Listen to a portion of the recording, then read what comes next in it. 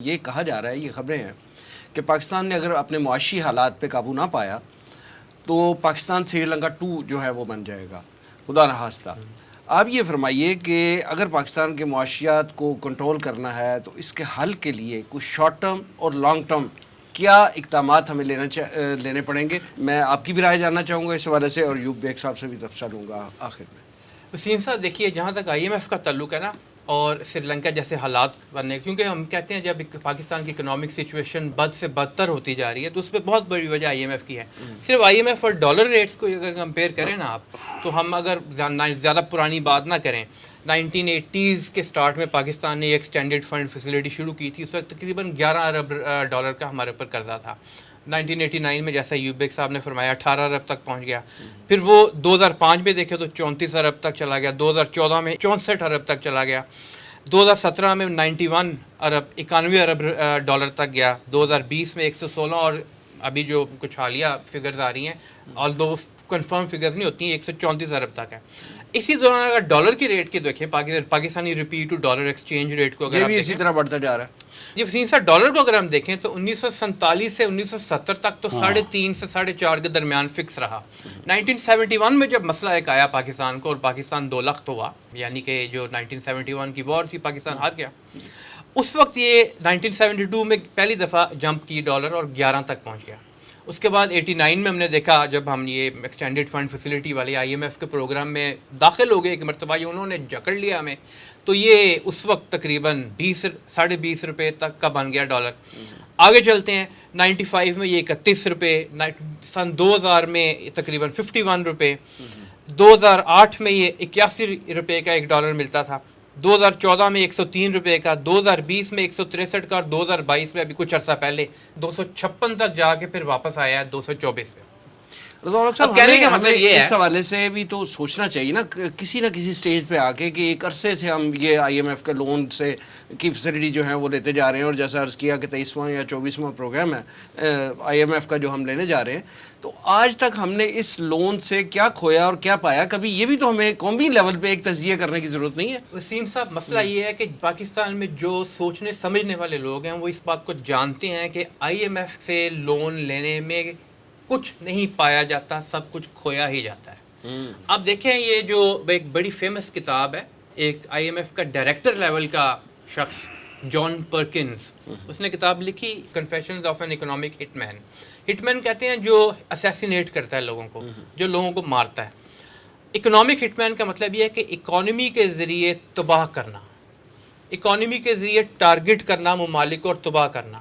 اس نے پوری تفصیل بتائی کہ آئی ایم ایف اور یہ ورلڈ بینک اور جو عالمی مالیاتی ادارے ہیں، یہ کس طرح 1950s 60s 70s 80s کے اندر جا کے انہوں نے مختلف ممالک، جس میں عرب ممالک بھی تھے، جس میں نان عرب ممالک بھی تھے، مسلم اور نان مسلم دونوں ممالک تھے، ساؤتھ امریکہ کی اس نے مثالیں دیں، افریقہ کے ممالک کی اس نے مثالیں دیں، اور پھر یہ کہ ہمارے جیسے ممالک کی مثالیں دیں کہ ان کو خواب دکھا کر بڑے بڑے، نمبر 1 کہ آپ ایئرپورٹس بنائیں بڑے، آپ موٹر ویز بنائیں بڑی، اور ان کے لیے ان کو لون دینا شروع کیا۔ اس طرح کے انفراسٹرکچر بنانے میں نقصان تو کوئی نہیں ہے، فائدہ ہی ہے ممالک کو، لیکن ساتھ اس کے اٹیچ کر دیا گیا نااہل حکمرانوں کو۔ نااہل حکمران پولیٹیکل لیول کے اوپر لائے گئے، ان کے لیے راستے ہموار کیے گئے۔ جب وہ آئے تو انہوں نے وہ سارا پیسہ استعمال کیا، کرپشنز میں لے کے گئے، اور ہماری پچھلے 30-40 سال کی یہی تاریخ ہے۔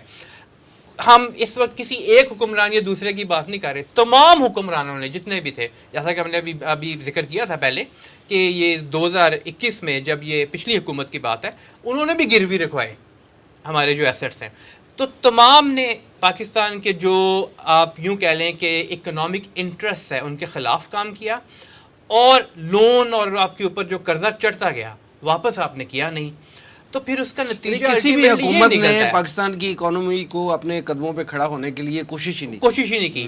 جہاں تک سری لنکا والی بات ہے، میں مختصر سی بات کر کے پھر ایوب بیگ صاحب کی طرف بات لوٹاؤں گا تاکہ وہ اس کو زیادہ ڈیٹیل میں بیان کر سکیں۔ دیکھیے، ہلری کلنٹن نے آج سے 4 سال پہلے، غالباً 5 سال پہلے ایک بات کی تھی کہ Pakistan is too big of a country to feel.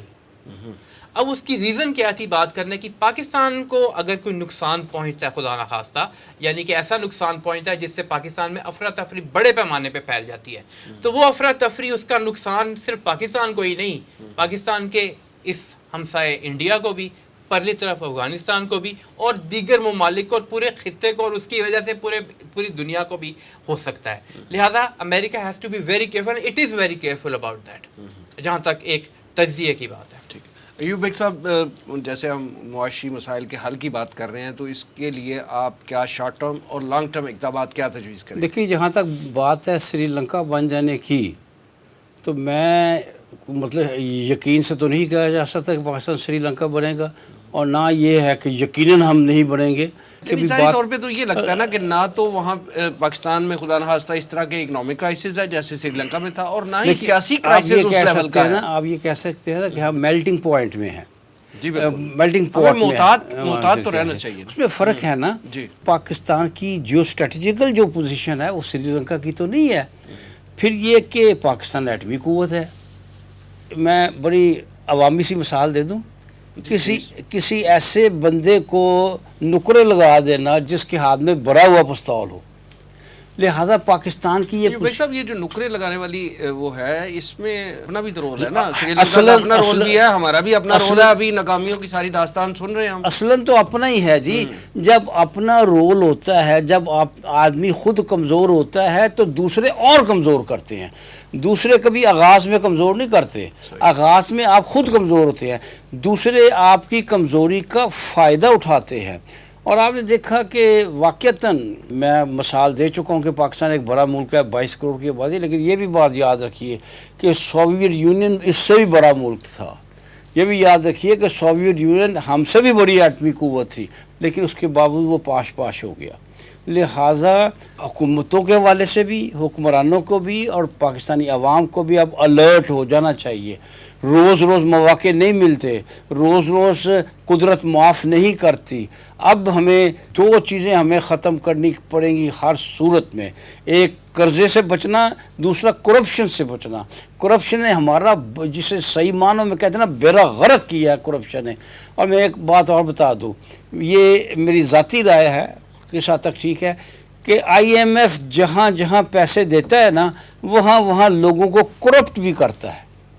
I am F کی خواہش ہوتی ہے کہ جو میں پیسہ دے رہا ہوں یہ حکمران کھا جائیں، کرپشن کریں یا کچھ حصہ کھا جائیں، تاکہ اگلی دفعہ جب میرے پاس یہ مانگنے آئیں تو میری شرائط جو ہیں وہ اور سخت ہوں. آئی ایم ایف کون ہے؟ یہ ہماری بڑی قوتیں ہیں، وہی ہے نا. آئی ایم ایف انہی کے پنجے تلے، انہی کے تھم کے نیچے ہے نا آئی ایم ایف. تو وہ سیاسی فائدے اٹھاتے ہیں کمزور کر کے. لہذا اب ہمارے لیے غلطی کی گنجائش نہیں ہے.